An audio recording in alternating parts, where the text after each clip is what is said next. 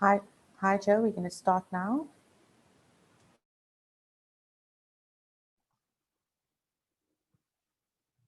Okay, good morning, everybody. Thank you so much for joining us today for the second in our webinar series, the Insider Sessions.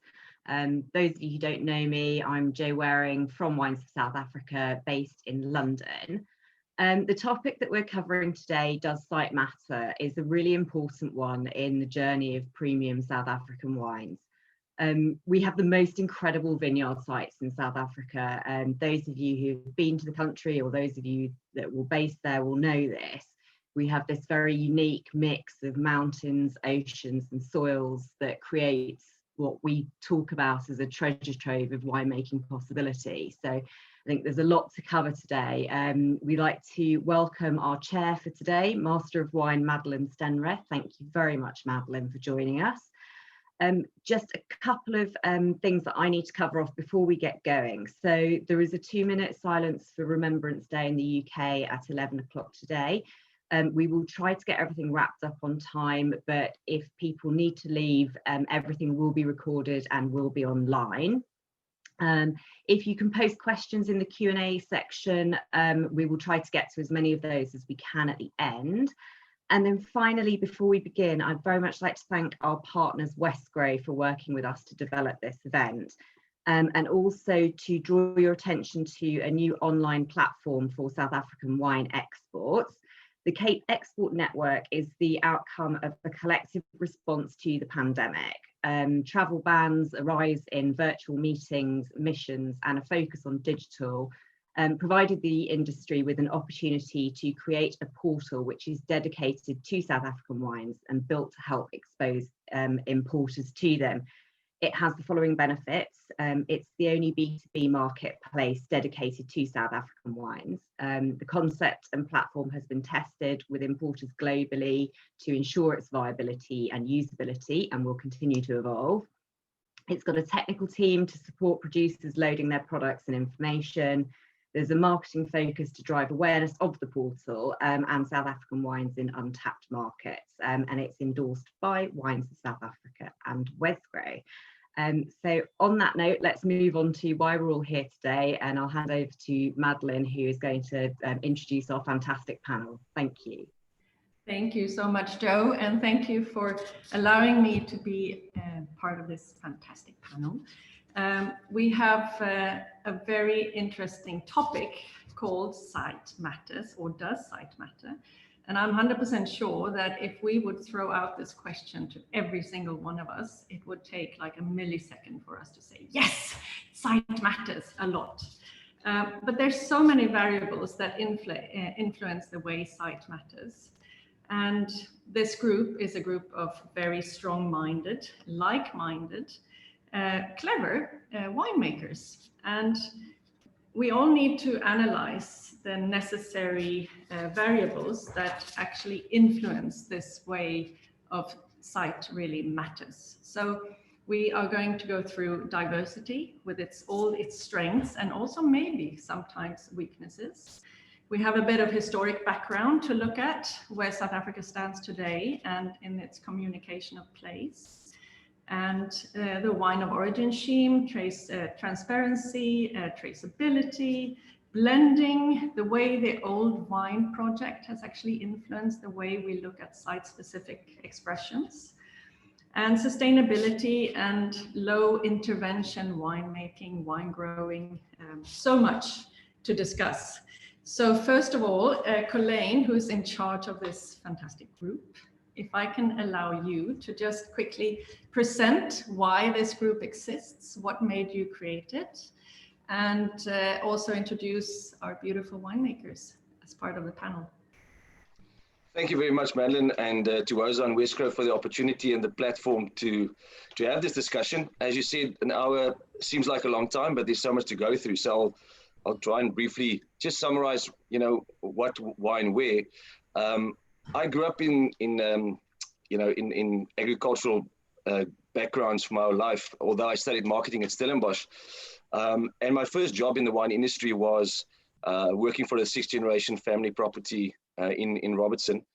And being on the marketing and sales side, you always have to look for a USP or, just something different to what you can put forward when you present tastings, either in the on-trade, locally, abroad, retail. What makes your product different to the guys next to you? And that made me think, we sit in wine tasting groups often, and we taste wines from the old world. We benchmark obviously against Bordeaux and Burgundy, yet we've struggled to really find the identity sometimes of our regionality in South Africa. Luckily for me, I grew up with some of these gentlemen on the panel here today, and we so often get to stand around a braai or at a bar after a wine show and kind of share the same problems, the same challenges. And so Willem, that's on the panel, and Johan Fourie and I started chatting before Cape Wine in 2018. And we thought, look, it's probably a good idea to try and see if there's a lot more synergy between all of us, and we're not competition. So why not work together and share each other's knowledge and passion for what we do? So that's how we started. Then we kind of try to look at people that we feel fits into the space where we want to talk about, because the reality is there's multiple producers in South Africa who does the same thing and shares our philosophy and passion. So we started out as 11 members at Cape Wine 2018, and we're currently sitting at 14 members. We try to cover the Cape winelands as broadly as we can. But as I said to Dani yesterday when we spoke, actually by default, and it's weird how your subconscious work, but out of the group of 14 brands or producers, at least 8 to 9 of them are third plus generation family properties. And it really comes back to my kind of first-hand experience is we've got to realize that most of the people we talk to and that's sitting on the panel today live off wine, and that's their sole income. They look after families. They've been brought up in the wine business. So it's really important for us to kind of create our own USP and a platform and voice to educate not only the consumer, but more importantly, the trade and agents around the world of, what the South African landscape looks like, much more than just brands. And I think lastly, I wrote a big part of all the notes, as you said, you have a lot. I sat late last night, is perception. We grow up in a stigma of a certain region in South Africa that maybe has a perception of bulk or low quality, and that's definitely starting to change. So it's also up to us to start changing the perception and landscape of the different growing regions, the size of producers, and I would like to think that Cape Side Pacific could be a platform where I believe the new world built brands and the old world built appellations. And I would like to go that route to say we want to put a focus on the appellations in South Africa rather than just the brands. So the panel is, before I forget, is Willem Pinaar. He's the MD and Cellar Master winemaker at Hermanus Pietersfontein, an old friend from Stellenbosch. Dani Steytler, 4th generation at Kaapse Estate in Stellenbosch in the Bottlerij area. Lawrence van der Westhuizen, who I'm involved with at Arendse as well, old school friend. 5th generation on the farm, but the first winemaker. And then Atti Lou in the Slanghoek Valley, or the Breede Kloof, the 6th generation. Atti promised us that he will cream his bald head for the session today. So I'm looking forward to what he has to say. Great. So what you're actually saying is that South Africa is growing up. South Africa is ready to show its muscles and flex its muscles when it comes to expressing sight, and really become a super important player when it comes to communicating terroir. And I always think that me as a master of wine with a background of South Africa, been to South Africa since '94 and been a buyer and really been working with South Africa so much.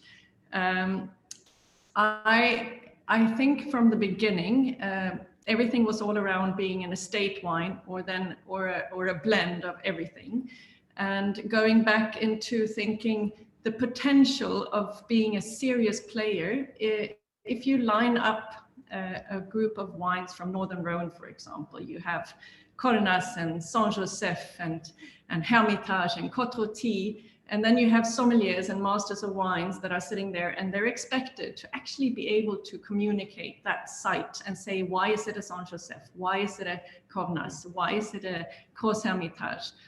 But South Africa is still such a young country. Even if you're, you can communicate saying you're 360 plus years in experience of growing wine or making wine, it's still just in the last 15, 20 years that things have actually happened, and you're gaining a lot of self-confidence and understanding your sites.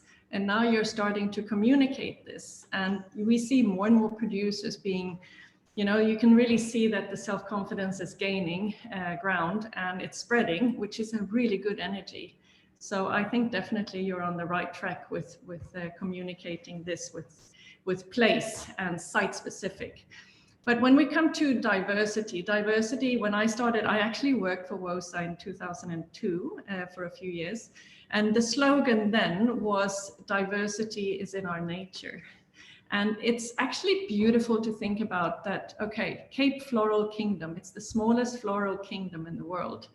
And it has something like 9,600 species, which means that you have huge diversity in your soils and in your climates and with 2 oceans and with all the mountains.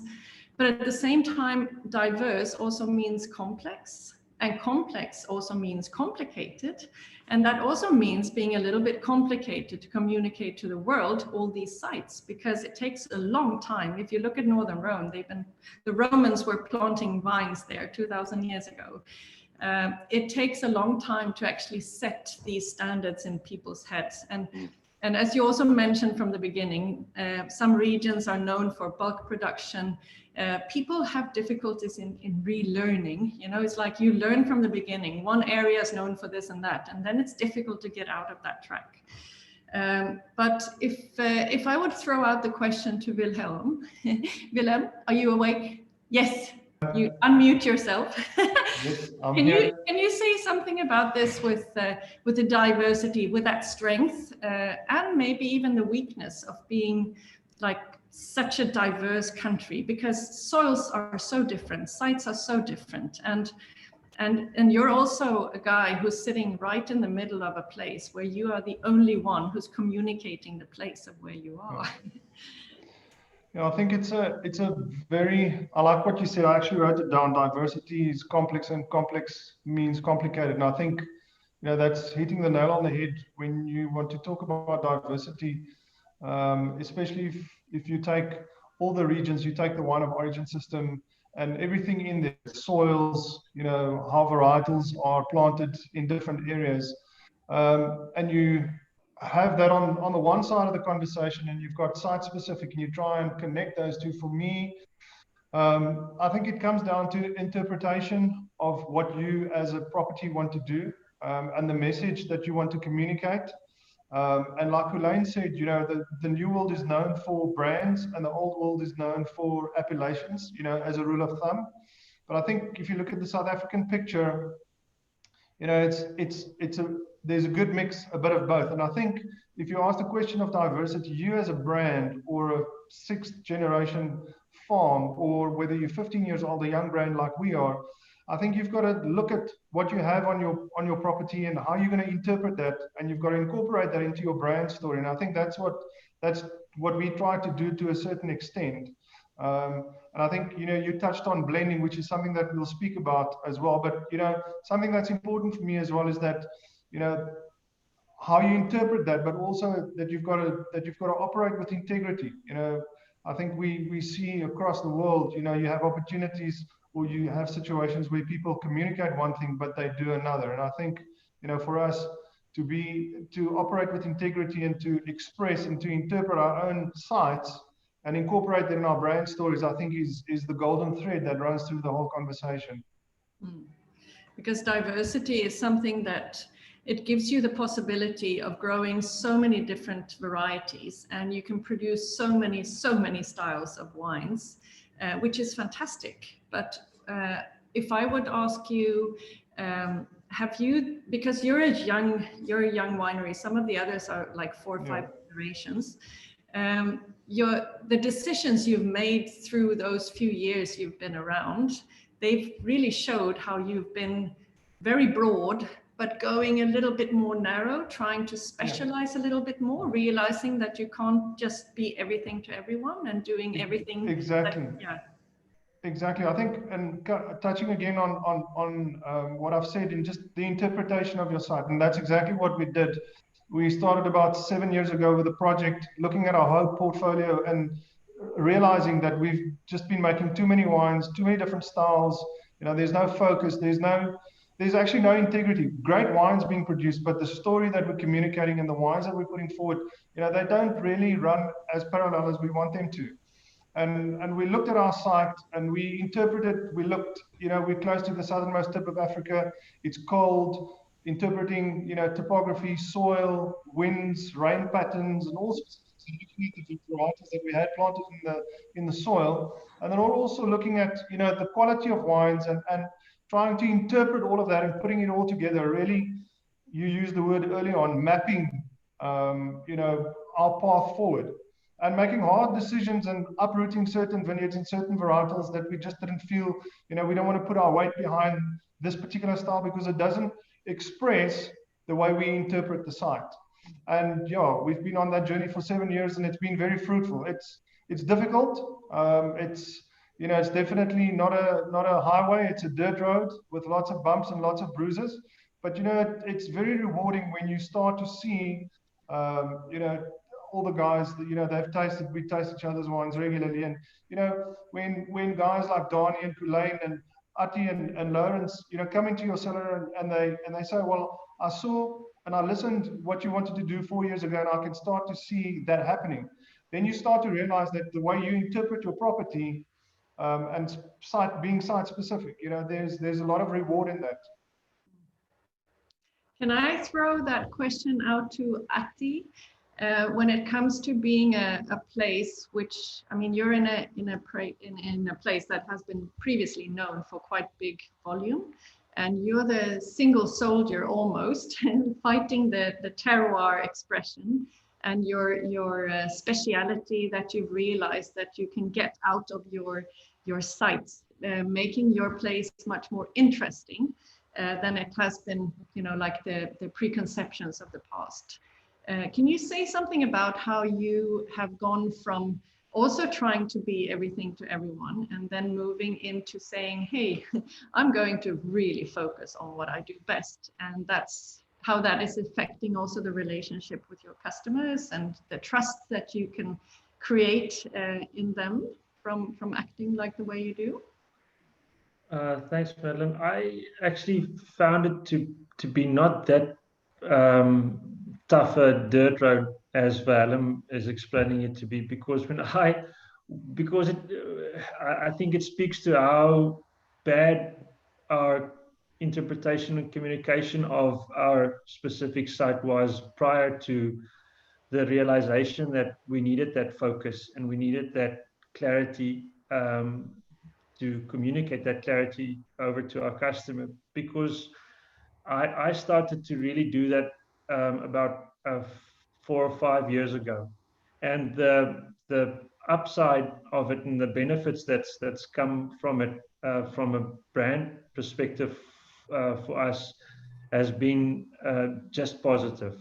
I haven't lost too many customers wanting our Sauvignon Blanc, because our Sauvignon Blanc were never world class or that memorable to anyone. I'm big enough to say. And standing behind the table presenting your my wines to someone, it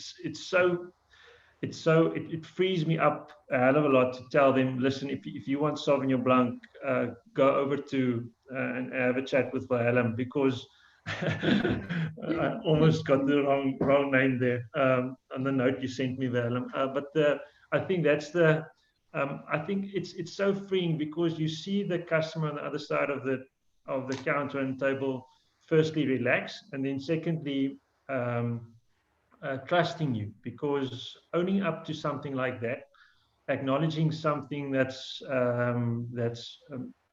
can seem to be not so good, or that doesn't come across as being confident. How can you say something that comes from you is bad?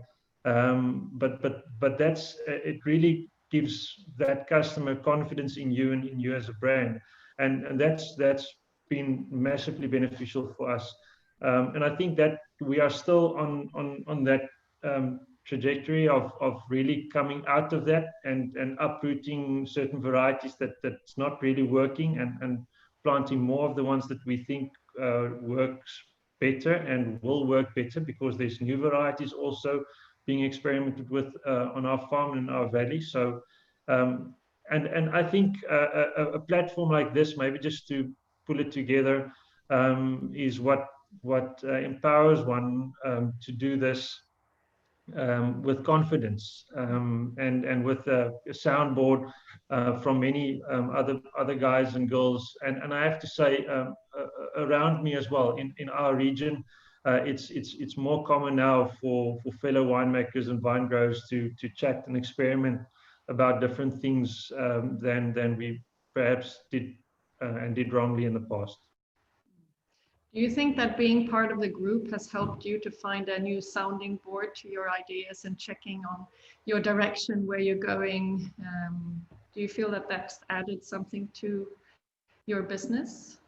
Yeah, I think so. I've never been shy to open myself up for criticism from friends of mine prior to joining the group as well. So I have to say it's been something that it's one of my better traits, I think, is that's acknowledging that I know very little. But that's so I've always had that, but doing it with fellow friends and winemakers from so many different regions and different contexts is really good. Mm. But it's maybe a little bit of a new thing. If you look back into the history of your generations, are you the first one in the history of your estate that is that open-minded, or do you see that's something that came from your father? And my dad's a sociable guy, but he said when he joined, when he came to the farm, he studied at Stellenbosch, and they were a small group of winemakers that graduated back then. But he said the industry was definitely not as open and as welcoming to sharing ideas and experiments, and bringing people into wineries and vineyards. That was his experience. It can be different. It could have been different in other regions or across regions, but I find the wine industry and the landscape of chatting with different winemakers from different regions to be very positive, very welcoming, very open, and information sharing is very common. we have Donnie. Can I get you to unmute yourself? I can't see him. There we go. Donnie comes in. Hello. Since you've taken over, you have the great possibility of communicating a place of an estate that's been around for 75 years, right? So you have a big opportunity to make things different, or to take over and also continue to do what your fathers and grandfathers have done before you. But if you think of South Africa having made wines for 360 years, and I know that when we talked, you said, gee, what took us so long to actually figure out what we're doing? Can you say something about that? Because I thought that was super interesting. Yeah, why did it take you so long? Maybe it would probably be mostly history. So if you look at the history of our South African wine industry, we had a few cultivars, and then we came out of the apartheid era, and suddenly the borders were open, and we could get a whole lot of new material. And so 80s, 90s, suddenly Overgaard started planting the first Merlot in the country. Cabernet Franc, Chardonnay, Pinot Noir. These are common cultivars in the rest of the world, but those are the first of these things making into our industry. And I think winemakers at heart are artists, or they like to experiment. So you try it out. Look at my father. He planted Pinot Noir still in the 2000s. I'm almost embarrassed to say that. But why did he plant it?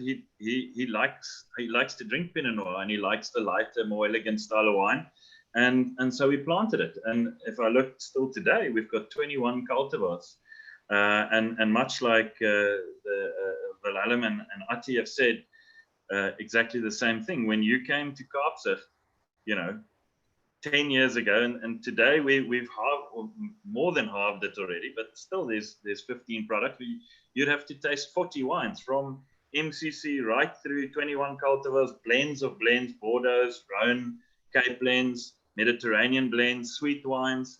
That was the South African way. Everyone tried to make everything, and suddenly we find that we're in a situation where no one wants to drink all these wines, firstly, and especially not mediocre ones at that. And like Willem has pointed out, and Ati, and I think the younger generation starting to find is that if you look at what you do well and focus on that, and ignore Tani Sani who wants a Jerepico, and say, look, for that you're going to have to go to a different region, and do what you do well, then you'll see that you start actually producing even better wines.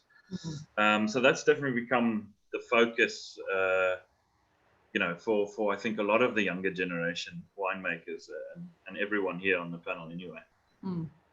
And if you would think about the way, we talked about Cabernet, for example, and there is another group of, there's several groups of like-minded people that are, creating groups in the industry, but you have one which is called the Stellenbosch Cabernet Collective, and you are part of that, are you? Yeah, we're part of that as well. I think Stellenbosch has put a lot of emphasis on Cabernet, trying to make that like the main varietal, but it is tricky. Like we said earlier, we're very diverse area, South Africa in general, and we'll have one producer saying Cab is the best thing, you'll have another one saying no, it's Shiraz, or another one saying it's Chardonnay, so it's tough. But what the one thing is, what it is doing, and again you've got to look at the history of how wines were made and sold, and you go back to the 80s, you were paid as a grower to deliver fruit to the big co-ops. And there was no difference between fantastic grapes or really rotten, shitty grapes. You got paid per ton. So there was no incentive really to do any better. And so planting Cinsault and Chenin and Colombar, which all, gave a lot of fruit, gave a lot of ton, you'd be better off. And then as guys started saying, right, we're going to do our own brand, the shift came, or it came for us anyway in the beginning 80s, that then we decided, okay, and we were then about 90% Chenin Blanc, and Chenin is still one of our focus varietals, but we realized that I think we could produce better or really good red wines. And so my father started planting red varietals, of which Cab was one. And there becomes more focus on producing quality rather than quantity. And what we still haven't quite gotten right, which Napa seems to be getting right, is that the grower, the guy producing the fruit, is getting a fair share of what the client is paying for the bottle. Because still today, the guy who controls the brand, they make the most of the money, but the grower doesn't always get fairly compensated for the amount of work he's doing. Do you think that it's so obvious that the land in Napa is so hugely expensive that everyone knows that that's the price they have to pay, and not everyone knows how much the land in Stellenbosch would cost to produce a really good quality Cabernet? Is it a marketing message that needs to be, Yes, maybe it is that, but regardless of the cost of the land at the moment is actually ridiculously cheap, because the industry is in such a bad position.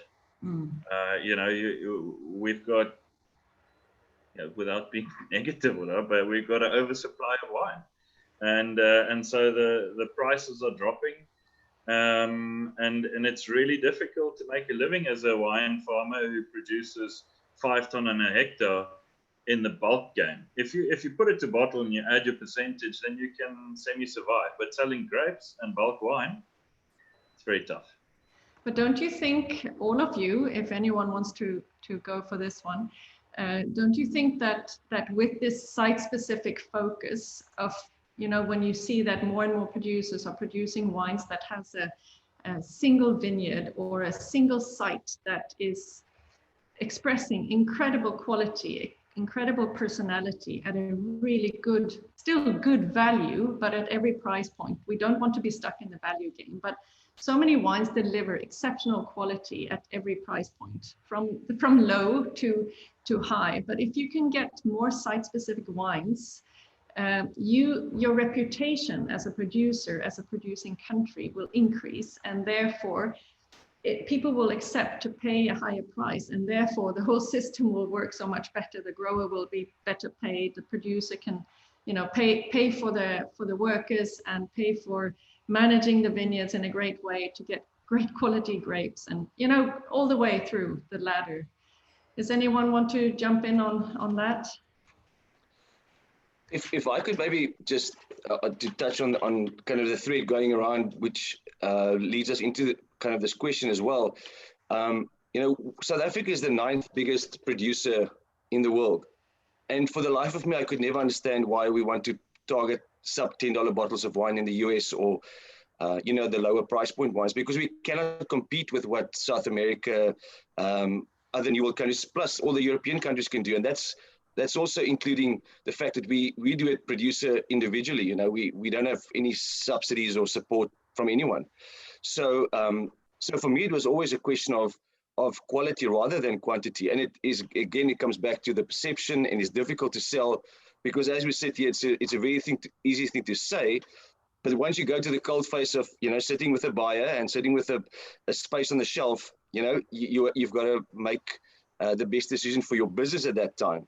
So one thing that I do believe I don't think we did the right thing was kind of when I started in the industry around about the early 2000s, was the concept that you have to have a 3-tier product system in your range.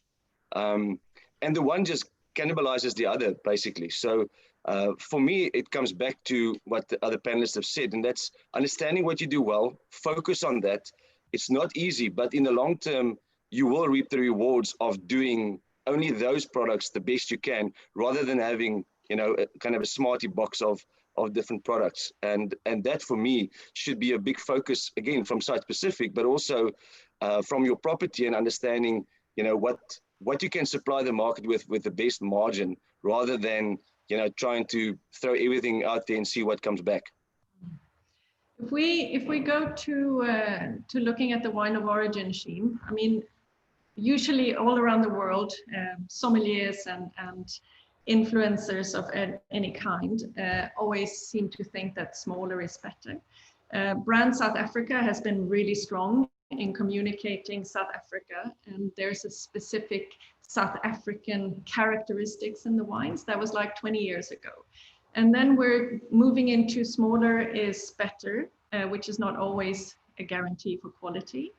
But for example, if we go into thinking 25 years ago, Hemmelanade existed as a wine origin.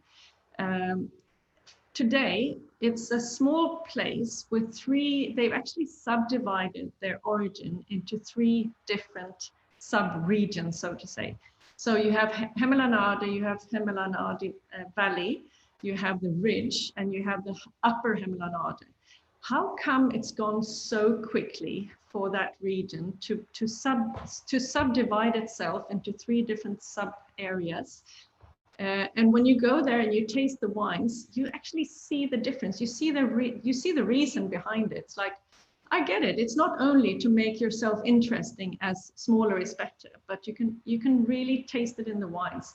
How come is it just that area is so has come so far so quickly because of the variety they use? Is it the transparency of Pinot Noir that makes this region just fly so quickly from being a bigger area to having 3 subdivisions? What do you guys think? I think that from my point of view, at least, is as you mentioned in the beginning, we're 25 years old, basically, as a kind of a new country and understanding what happens, what doesn't happen. What the advantage is in the Order for me is the fact that they've quickly realized Chardonnay and Pinot works. They didn't inherit 15 other grape varieties on their farms that they kind of had to work out, what works, what doesn't work. So I think in that case, it was a quick understanding of what works and what doesn't work. And they found out that it makes sense to have those 3 appellations to show that diversity amongst those 2 different grapes. And I think it's a wonderful thing because they've built the identity around that. What the other region still has to figure out, and it is happening quicker rather than taking too long, is the fact that we've all inherited an old co-op system where up until the early 90s, you were told what to plant. You were sold your grapes to the KWV, distillers or Stellenbosch farmers, etc. So now it's up to our generation, to figure out what works, and then around that build your identity. So I think one advantage for them is that they've quickly understood what works, and they've pulled together, and their story is one to look at as well in terms of what can be done in a short space of time. If I may, we have a sorry, did you want to say something, Willa? Yeah, I want to chip in. Seeing that I live at the bottom of the Order, not part of the Order, but living at the bottom. I think you asked Donnie the question on history, and I think something that's very important as an outsider, literally standing on the fence and seeing the great work that the Order guys are doing, is they don't have the bad history that a lot of the other areas in the region have. They don't have, like Culain just mentioned, they don't have the co-op system that have guided them to what to plant. You had pioneers going into a region, seeing the opportunity to plant 1 or 2, maybe 3 varietals that work, and understanding.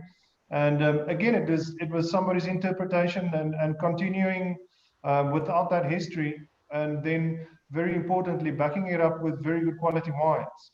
And if you do that, well, if you have that advantage of not having history guiding you what to plant, plus you take that advantage and you multiply it with planting the right thing, then you see the acceleration that you've seen in the Order. There are 1 or 2 other areas. I think you can put Elgin in there as well. Maybe not as successful as the Order, but something quite similar. And I think that's the history thing is. I mean, we're all youngsters, so we must be very careful not to throw too many stones, into the past, which we're definitely not doing. But there are those are real hurdles that one needs to overcome. And I think the things that guys like Ati and Lawrence, on properties where there's been generations, the things that they are turning around is something that is very commendable. I think we can also include Swartland here as a region that started out. I mean, it's not that many years ago that Darling was part of Swartland, and if you wanted to buy a Swartland Sauvignon Blanc, it would come from Darling and Frönekloof. But then when it was like, okay, Swartland is more an origin, now we're talking 20 years ago, that has big, broad-shouldered red wines and port style wines. And then you could get on the other side of the hills, it was still part of Swartland, but you could get the cool climate Darling Sauvignons. And today, if you look at how the producers like Molyneux and the guys, they even bottle single sites, not even single site specifics, like more soil types, really showing the diversity and how quickly they have grown up as well as a region, going from being more generic to really, really specializing in what they're doing. Lawrence, can we get you to unmute yourself? I don't see you, so I don't know if you're there, but you should be there. Lawrence, I want you to talk, I can't see you. I want you to talk about Robertson, because what we're mentioning, and also Wilhelm mentioning, is the thing of having a big cooperative that has the same name actually as your region, and how that influences the image of your region, and how it's made it easier or more complicated for you to communicate what you're specializing in. You're doing really site-specific wines from different pockets of areas of Robertson. And can you just let us know a little bit about that? I still can't see you, but I hope you're there. Can you hear me, please? I see you now. Welcome. Thank you. Move a bit. I was sitting and sleeping here. So. The guys are speaking so much. You just have to unmute yourself and say, "Hey, I'm here." Okay, cool. Yeah. Yeah, Madeline, just if I can listen what everyone's had to say so far. Typically, I'm obviously 5th generation on the farm, but when I arrived here, I mean, we were mainly producing for the co-op. And, yeah, I've done some travel winemaking, and obviously my passion in growing up in Robertson. Always I want to do something special, something different, and yeah, luckily I had my dad that backed me up on that one. So when I arrived here and started making my first couple of barrels, we obviously had to decide what the future would be for Arensig before we even start. And we happened to have like 12 hectares here on the farm itself. That was like an open playing field that we could basically rezone out of the cooperative system. Because when you were part of the cooperative system, you couldn't take any of the grapes for your own usage or to make your own wines.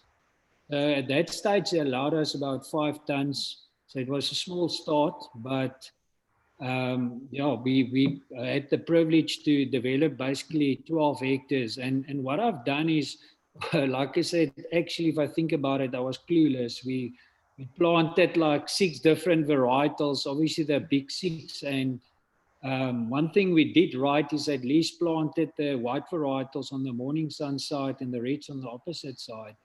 And that was a start.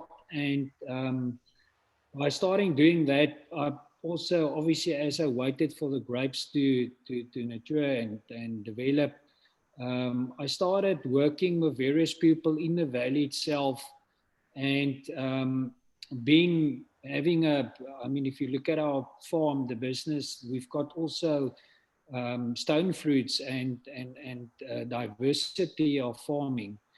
So steadily I started seeing, yes, but if you look at the place, we sit with stone fruits like peaches, apricot, plums, and you look at people coming into the valley planting citrus on more this alluvial soils. And then we've got blueberries against the mountain ranges where it's more high acidity soils. You realize that this place is so diverse, and with the climatical conditions being more continental here, in the Karoo, it gives us basically open playing field in creating any kind of wine, I would almost say. So it's hell of a confusing with this. Currently, I'm still doing all 6 varietals, and the nice thing is, after 15, 16 years of working with these specific sites, you at least start learning that, you see, let's say in our scaly soils, this is what stylistically you're getting. And when you move over to the more calcareous clay soils, you all of a sudden from the same varietal see a complete different wine, whilst you're doing everything in the cellar stylistically the same with minimal interference.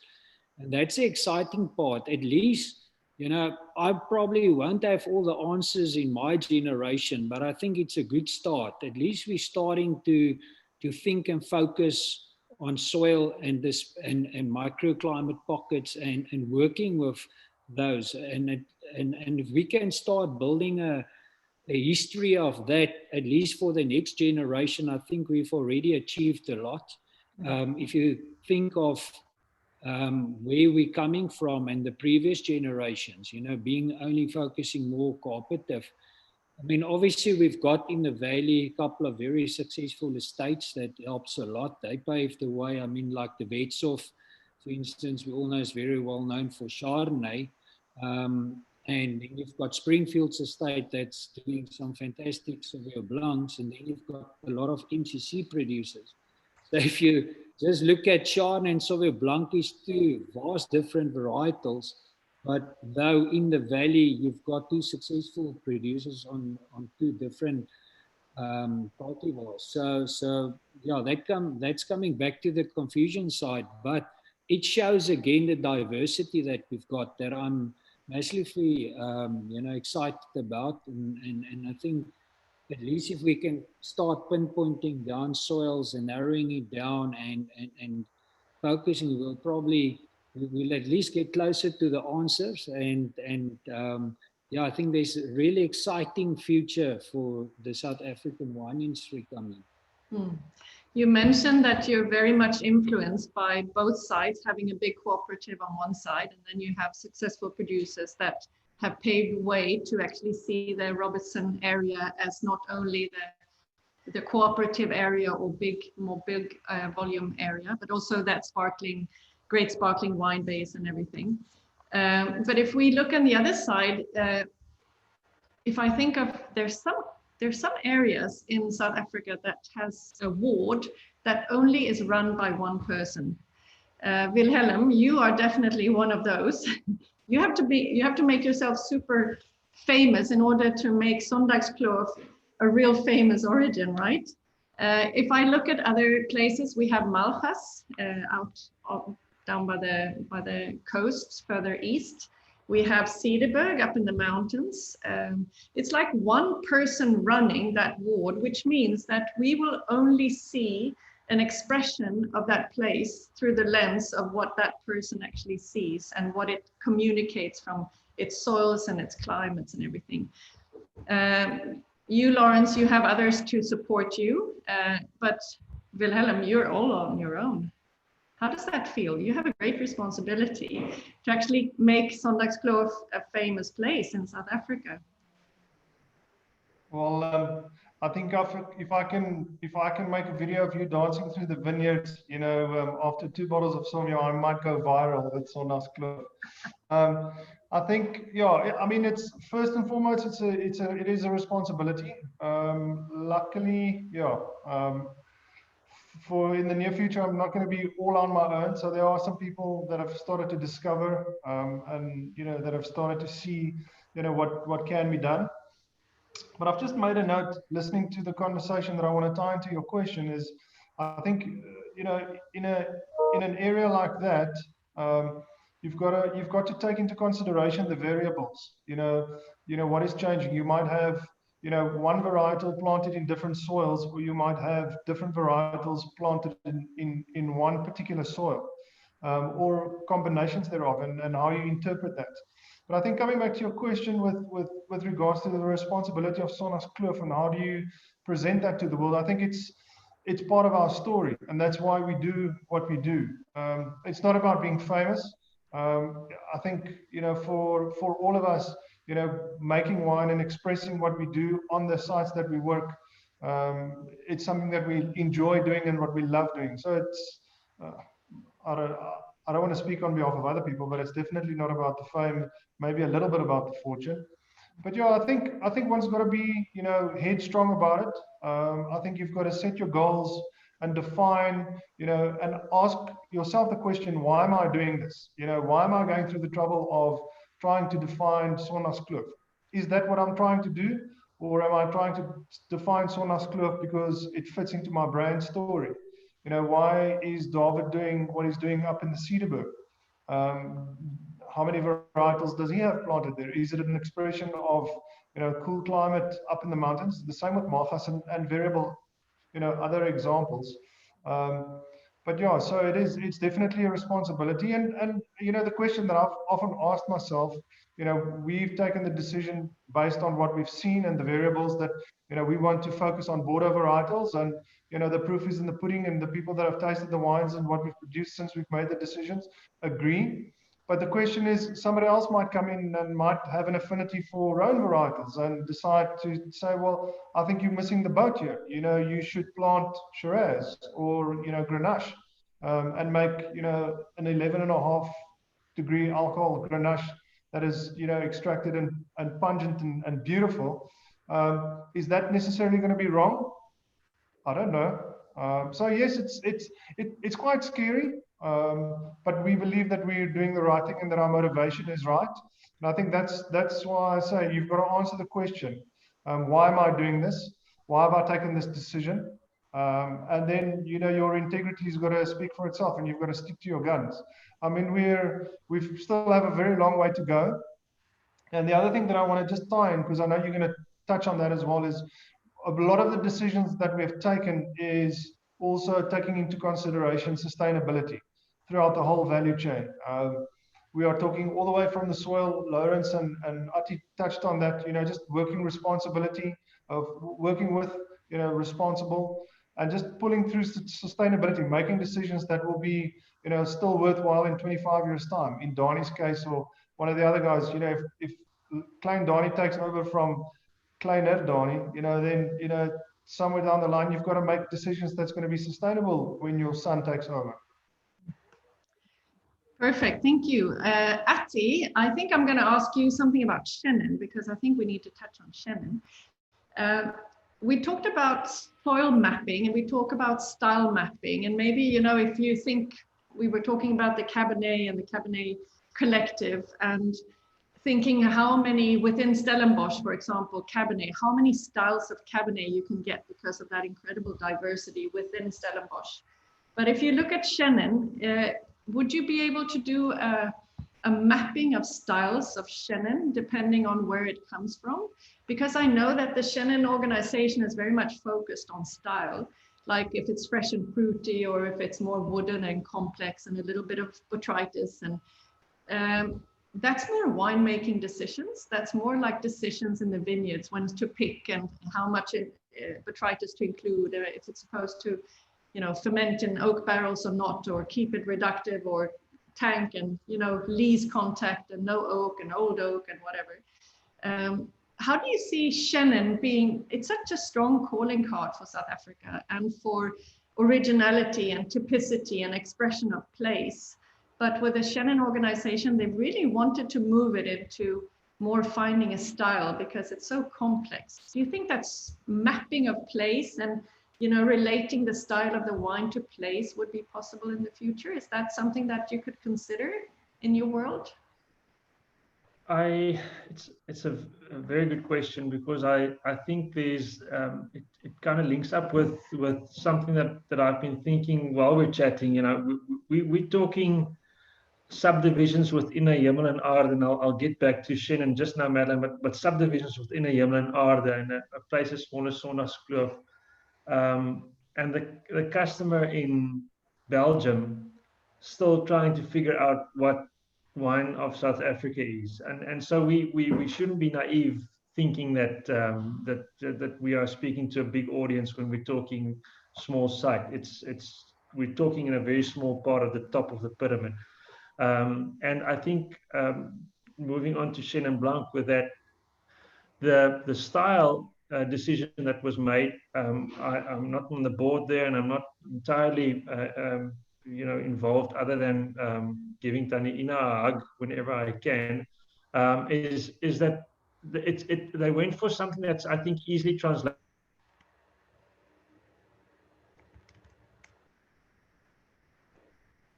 But if you think about Chenin Blanc being as world class as it is in South Africa, and by the way, the diversity thing, I think we need a hammer to knock down the door, and I think Chenin Blanc is that hammer to knock down the door internationally, and then we can come,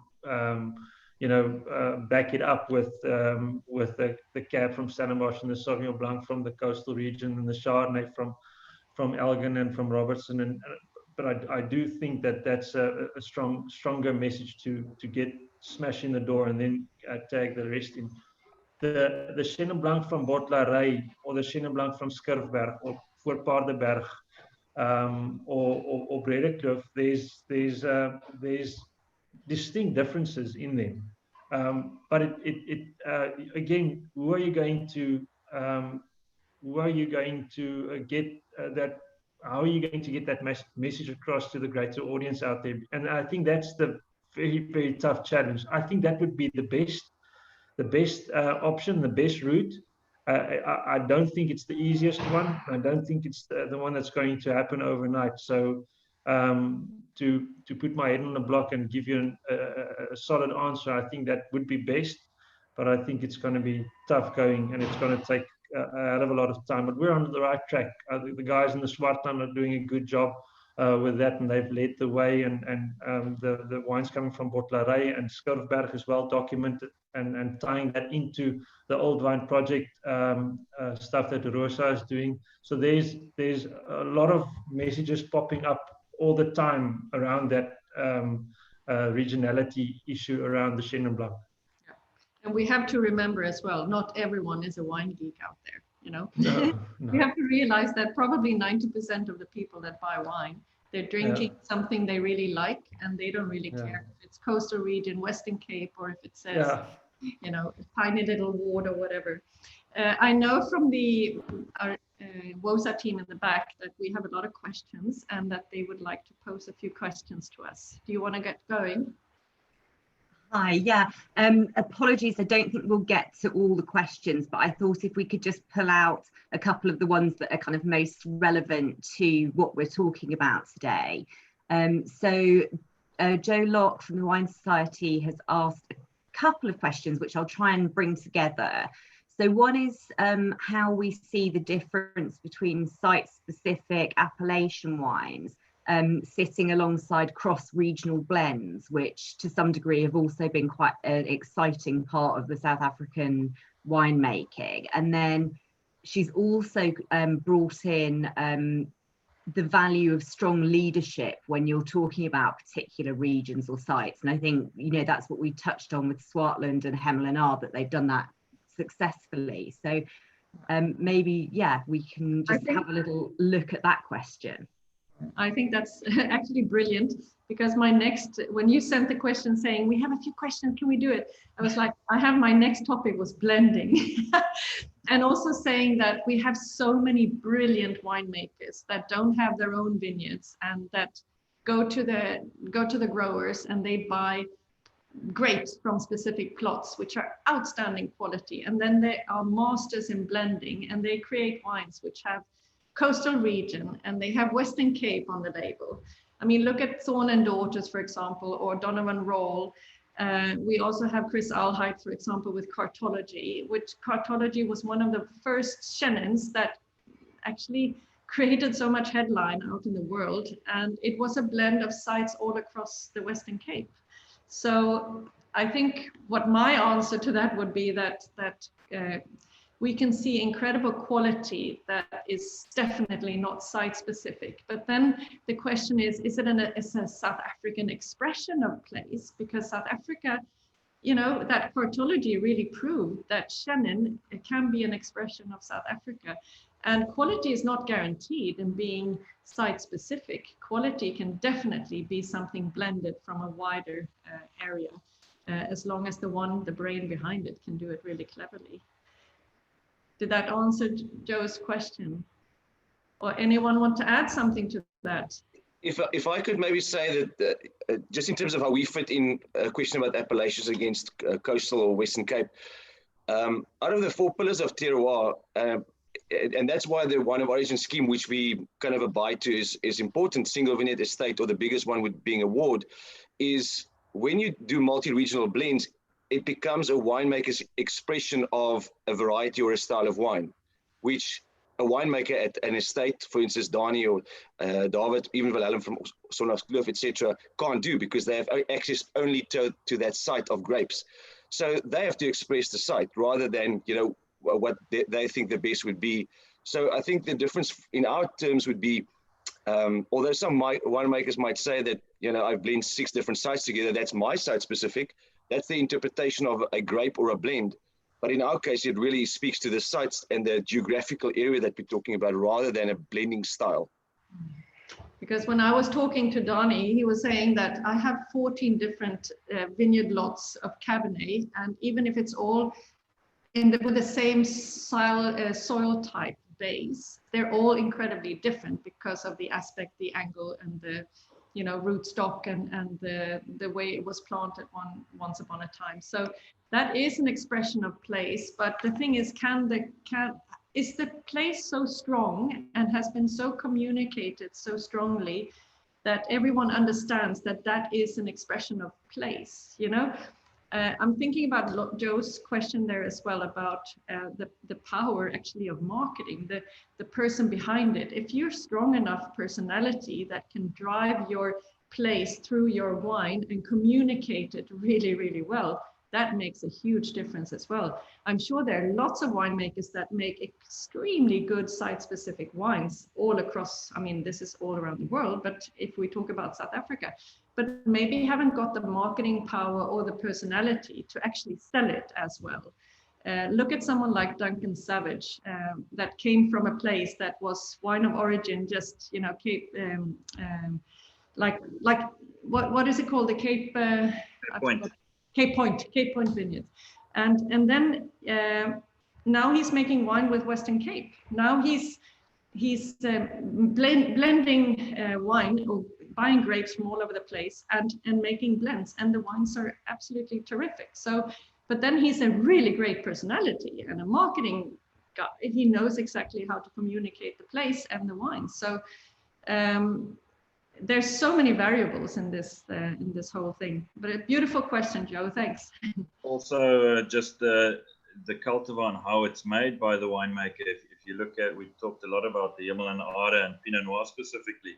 It's a cultivar that shows, you know, its origin easier than something, for example, like Stellenbosch Cab, which is thrown close with 100% new oak, really rich and ripe, because that's what we're trying to. We're just too scared that the wine might be green, so we might be overdoing it. Then it becomes much harder to read where this thing comes from. So there's that part as well, which makes it also a little bit more confusing. And if we were discussing varieties, that we said before, Pinot Noir is the most fragile variety, and the one that you can say it's so transparent that you can't hide any winemaking flaws in it. So it's the variety that can really express place in a superb way, because you can't beat it up if it's gone wrong. So maybe Pinot is one of those varieties that you can see that there is a reason for this subdivision of wards within the wards, because it expresses place so obvious. And with Cabernet, you can really, as you say, you can pick it later, you can make it riper, and you can put quite a lot of oak, which hides potential weaknesses in places, in sites as well. And it's therefore it's more difficult to maybe find a stamp of personality of the place. Joe, how are we looking on that minute of Remembrance Day? Okay, so our UK guys have ducked in and out again. So yeah, hopefully everybody understands that. But we're all good. So shall we try and maybe do one more question? Yeah. Perfect. There was a question about, sort of on the subject of grape varieties.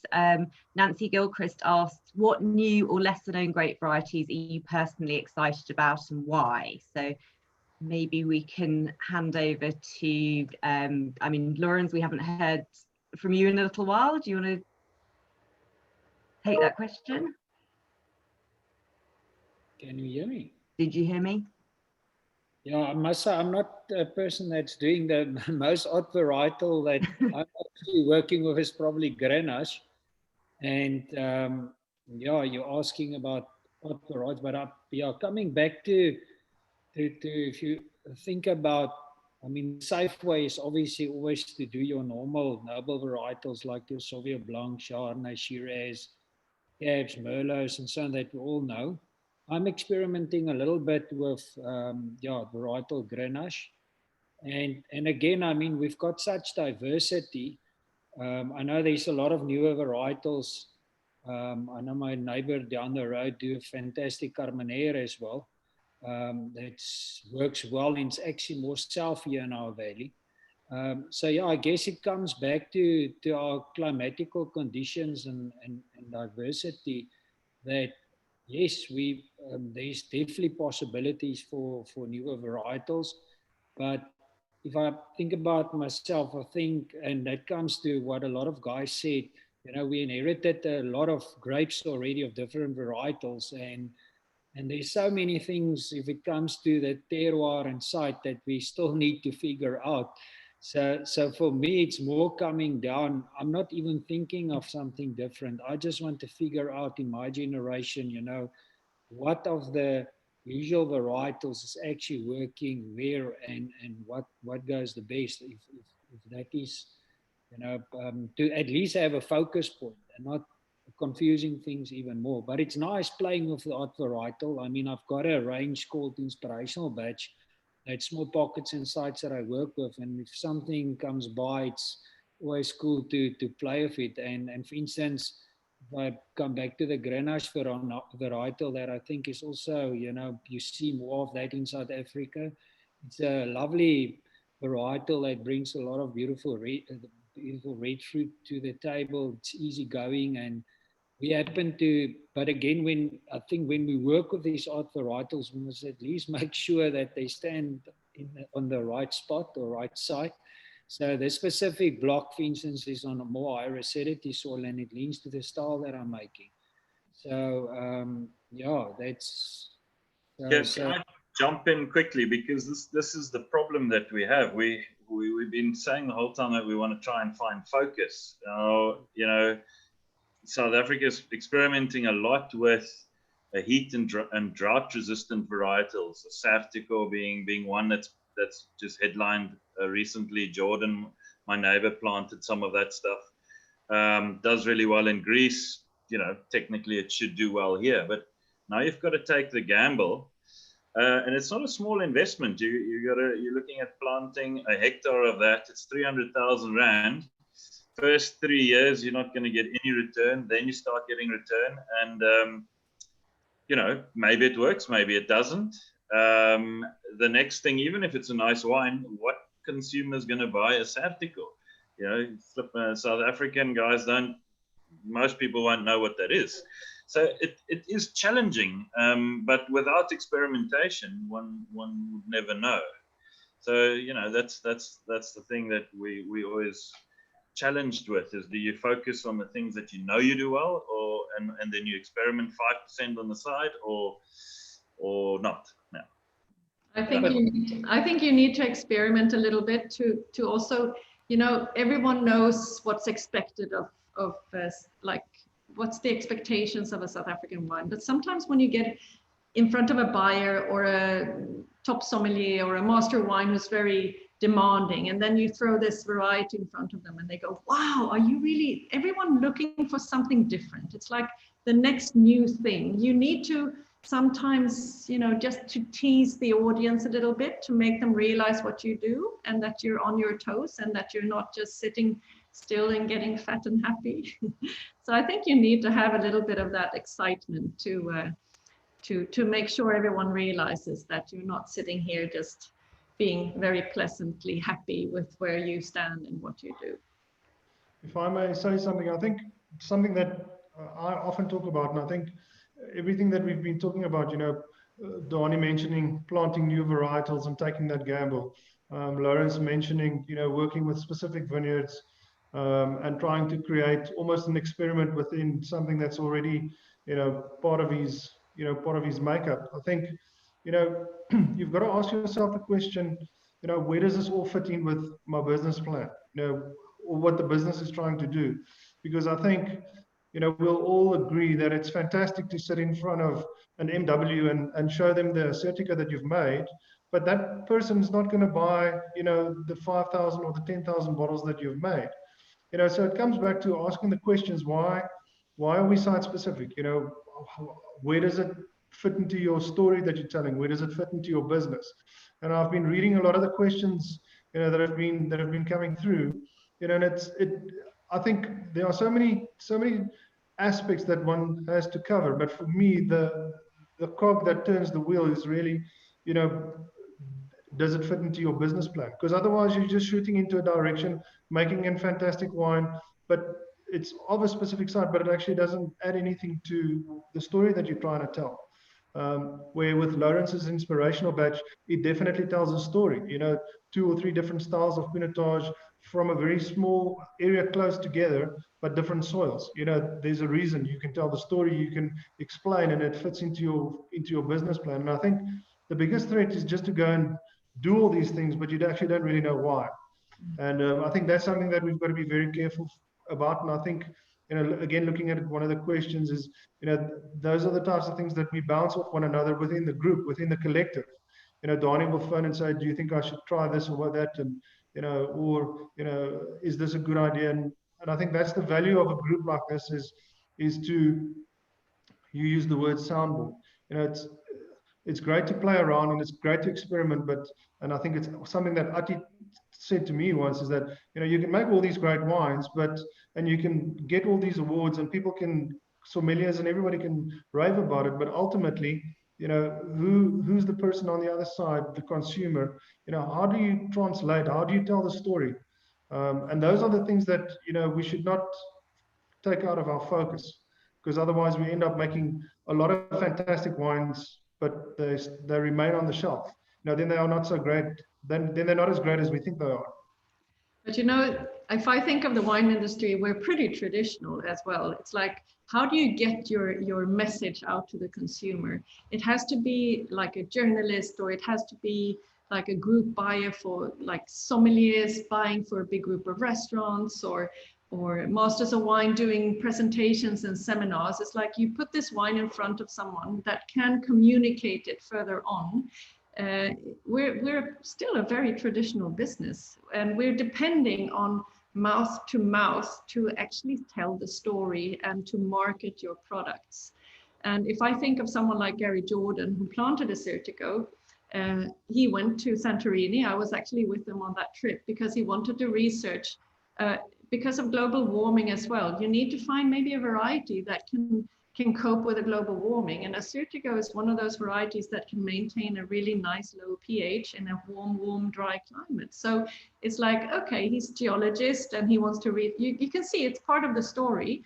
And Kathy being part Greek as well. So that adds to the story of the estate. So it's not only, I think, an experiment. It's like, it's a story behind why, and he's looking into the future as well. So I think those are the good experiments that you do, for sure. Any more questions, Joe, that we want to answer? I think we ought to wrap things up now. I think we could talk about it all day, but I know some of the guys have got to go. Sorry we didn't get to all the Q&A, but there's just so much to discuss. Thank you so much to you, Madeline, for chairing this for us. Thanks to Colin, to Dani, to Lawrence, to Wilhelm, and to Ati. And hope we get to see you all guys in person at some point soon. And thank you to our audience for joining us. We'll leave it there. Thanks, guys. Thank you. Thank you. Yeah, thanks. Cheers.